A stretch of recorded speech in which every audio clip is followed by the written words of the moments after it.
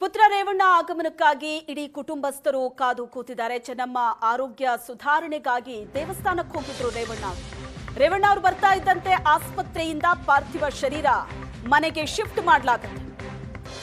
ಚೆನ್ನಮ್ಮ ಆರೋಗ್ಯ ಸುಧಾರಣೆಗಾಗಿ ದೇವಸ್ಥಾನಕ್ಕೆ ಹೋಗಿದ್ದಾರೆ. ಈಗ ರೇವಣ್ಣ ಅವರು ವಾಪಸ್ ಬರೋದಕ್ಕೆ ಕಾಯ್ತಾ ಇದ್ದಾರೆ ಕುಟುಂಬದವರು. ಬಹುತೇಕ ಕುಟುಂಬದ ಎಲ್ಲಾ ಸದಸ್ಯರು ಆಸ್ಪತ್ರೆಯಲ್ಲಿದ್ದಾರೆ. ರೇವಣ್ಣ ಅವರು ಬರಬೇಕಿದೆ ಬಗ್ಗೆ ಮಾತಾಡೋದಕ್ಕೆ ಬಸವರಾಜ್ ಹೊರಟ್ಟಿ ಅವರು ನಮ್ಮ ಜೊತೆ ಸಂಪರ್ಕದಲ್ಲಿದ್ದಾರೆ. ಸರ್ ನಮಸ್ತೆ. ನಮಸ್ಕಾರ ಮೇಡಮ್. ಸರ್ ಹೋಗ್ ಬಂದ್ರ ಆಸ್ಪತ್ರೆಗೆ? ಈಗ 3-4 ಇಲ್ಲ, ನಾನು ಬಾದಾಮಿಯಲ್ಲಿ ಇದ್ದೀನಿ. ಓಕೆ. ಅದೇ ಈಗ ಹೆಂಗ್ ವಿಚಾರ ಮಾಡಿದ್ವಿ ಎಷ್ಟೊತ್ತಿಗೆ ಐತಿ ಏನಿಲ್ಲ. ಮೊನ್ನೆ ಹೋಗಿ ಅವ್ರ ಕೂಡ ಮಾತಾಡಿ ಬಾಳ ಇದ್ರಾಗಿದ್ರು.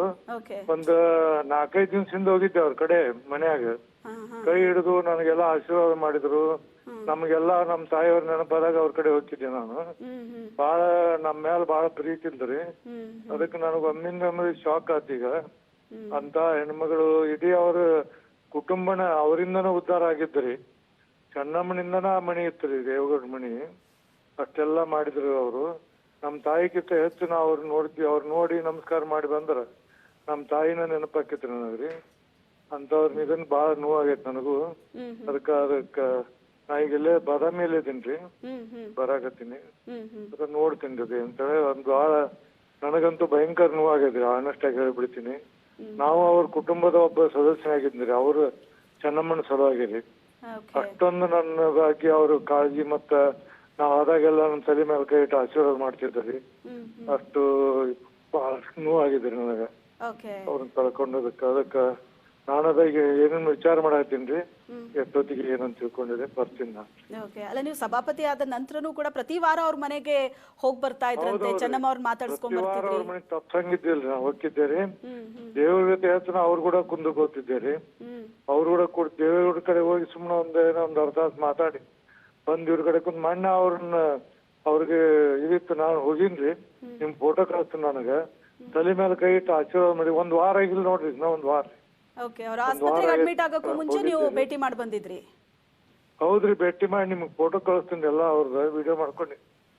ತಲೆ ಮೇಲೆ ಕೈ ಇಟ್ಟು ಆಶೀರ್ವಾದ ಮಾತಾಡಿದ್ರಿ ನನ್ ಕೂಡ. ಪಾಪ್ರಿ ಇಲ್ಲಪ್ಪ ಆರಾಮಿರು ಅಂತ ಹೇಳಿದ್ರಿ. ನನಗ ಬಹಳ ನೋವು ಅನ್ಸೈತ್ರಿ. ಅದ ನನಗ್ ಏನ್ ಹೇಳ್ಬೇಕ ಅರ್ಥ ಆಗೋಲ್ದ್ರಿ. ಅದಕ್ಕ ವಿಚಾರ ಮಾಡತ್ತೀನಿ ನಾನು. ಈಗ ಎಲ್ಲಿದಾರ ಏನು ಎಷ್ಟೊತ್ತಿಗೆಲ್ಲ ಕೇಳ್ತೇನೆ. ಬಟ್ ಅವ್ರ ನಮ್ಗೆ ಒಂದ ಮಾತು ಹೇಳ್ಬೇಕಂದ್ರೆ ನಮ್ ತಾಯಿ ಜಗಳ ನೋಡ್ತಿದ್ದೀರಿ ಅವ್ರು. ನಾನು ಅಷ್ಟೇ. ಈಗ ದೇವೇಗೌಡರನ್ನ ನಾವು ಒಂದು ರಾಜಕೀಯ ಶಕ್ತಿಯಾಗಿ ನೋಡ್ತೀವಿ. ಅದೇ ಚೆನ್ನಮ್ಮ ಅವರು ಇಡೀ ಕುಟುಂಬದ ಶಕ್ತಿ ಮತ್ತು ದೇವೇಗೌಡರ ಶಕ್ತಿ ಆಗಿದ್ರು. ಅಂದ್ರೆ ಅಷ್ಟು ದೈವಿ ಭಕ್ತರಾಗಿದ್ರು.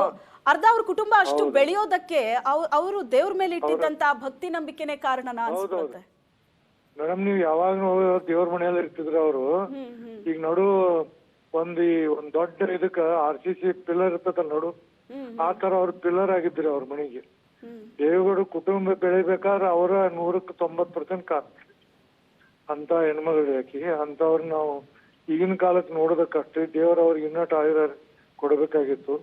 ಬಹಳ ನೋವಾಗಿದ್ರಿ ನನಗ. ಅದಕ್ಕ ವಿಚಾರ ಮಾಡಾಕತ್ತೀನ್ರಿ. ಬಹಳ ಈಗ ಸುದ್ದಿ ಬಂತ್ರಿ.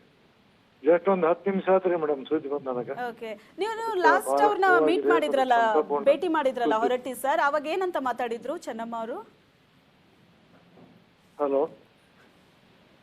ಓಕೆ ಸರ್, ಲಾಸ್ಟ್ ಟೈಮ್ ನೀವು ಅವ್ರನ್ನ ಭೇಟಿ ಮಾಡಿದಾಗ ಏನಂತ ಹೇಳಿದ್ರು ಚೆನ್ನಮ್ಮ ಅವರು?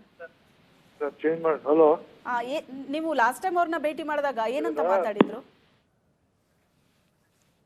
ಥ್ಯಾಂಕ್ ಯು ಹೊರಟ್ಟಿ ಅವರೇ.